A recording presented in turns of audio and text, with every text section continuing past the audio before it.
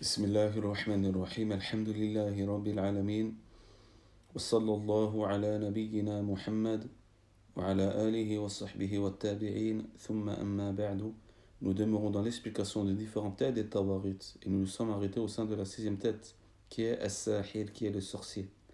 Dans un premier temps, le sorcier a été nommé Tarut car elle a dépassé la limite dans l'adoration des diables, que ce soit à travers le vœu, à travers le sacrifice. Donc il est sorti de la délimitation de l'adoration, il est devenu un Tarut, wal-iyadhu billah.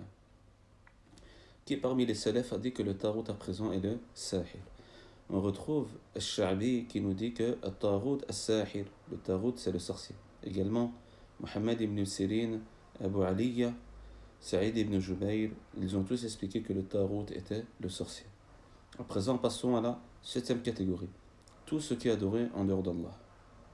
On retrouve Abu Ubaïda dire dans la parole d'Allah Ta'ala Yu'minuna bil jibti wa tarut, croire en la magie et au tarut, il nous dit c'est tout être adoré, que ce soit une pierre, de la boue, une image, un diable, tout ceci est magie et tarut. Malik ibn Anas nous dit que le tarut c'est ce qui est adoré en dehors d'Allah. Dans la parole d'Allah Azza wa Jalla وَجَتَنَبُوا الطَّاغُوتَ أَن يَعْبُدُوهَا, qui s'écarte des taroutes pour ne pas les adorer. Il nous dit, c'est tout ce qui est adoré en dehors d'Allah. Donc on retrouve que l'imam Malik, ainsi que Abu Ubaïda juste avant, expliquaient le tarot d'une manière générale qui comprend toutes les catégories. Par leurs paroles, c'est tout ce qui est adoré en dehors d'Allah. Donc ceci comprend toutes les catégories. Certains muta'akhirin ont ajouté wa huwa radin, et qui agrée cela.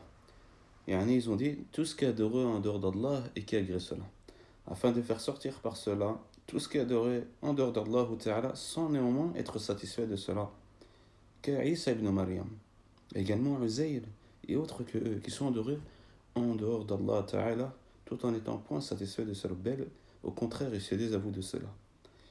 On retrouve Abu Ja'far al-Tabari nous dit, donc le juste dans la parole auprès de moi par rapport au Tarot, c'est de dire toute personne dépassant la limite et qui adore en dehors d'Allah Ta'ala.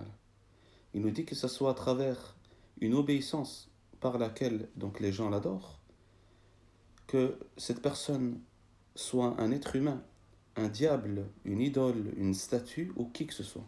Il nous a dit c'est tout ce qui adore en dehors d'Allah Azza wa Jalla. Donc le tarot, ici un petit commentaire que je tiens à ajouter, que le tarot ne se résume pas, comme certains l'ont expliqué, au diable. Mais plutôt le tarot est quelque chose de plus général qui comprend beaucoup plus de catégories. Car certains ont réduit cela au diable en disant que celui qui donc mécroit au diable, alors il a mécroit au tarot. Alors que non, on peut voir qu'il y a d'autres catégories qui sont importantes de mentionner. Un exemple comme celui qui juge par autre que ce qu'Allah Ta'ala a révélé. Et Tabari nous dit dans la parole d'Allah Azza wa Jal Yu'minuna bil jibti wa tarut, croire en la magie et au tarut.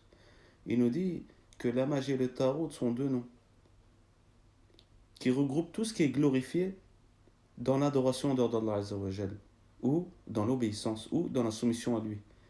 Il nous dit qui que ce soit, que ceci soit une pierre, un être humain ou un diable. Il nous dit également Huyay ibn Akhtab wa Ka'b ibn Ashraf. Donc ces deux personnes-là sont des taroutan. Pour quelle raison? Car ils sont obéis par les gens de leur millah, donc parmi les juifs, dans la désobéissance d'Allah Azza wa Jal, dans la mécréance en Allah et en son messager. Alors ces deux personnes-là sont à la fois magie et tarot. Ibn Kathir, il nous dit وَمَعْنَا قَوْلِهِ فِي التَّارُوتِ, le sens de sa parole par rapport au tarot, c'est quoi? C'est que c'est un diable très fort, car il comprend tout le mal qui fut œuvré par les gens de la Jahiliya, que ce soit à travers donc l'adoration des idoles, la demande de jugement auprès du tarot, ou encore la demande de secours auprès du tarot. Abdullah ibn Abdurrahman Abu Wutayn, il nous dit que le tarot comprend tout ce qui est adoré en dehors d'Allah et toute tête dans l'égarement qui invite au faux et qui l'embellit. Il nous cite en nous disant que ceci également comprend toute personne qui a été attribuée par les gens pour le jugement entre eux à travers les jugements de la période pré-islamique contraires au jugement d'Allah et de son messager. Il comprend également Le kahin, comme on a cité précédemment, il comprend le devin, le sahir, le sorcier et le gardien d'idole. سنقف عند هذا سبحانك اللهم وبحمدك أشهد أن لا إله إلا أنت أستغفرك وأتوب إليك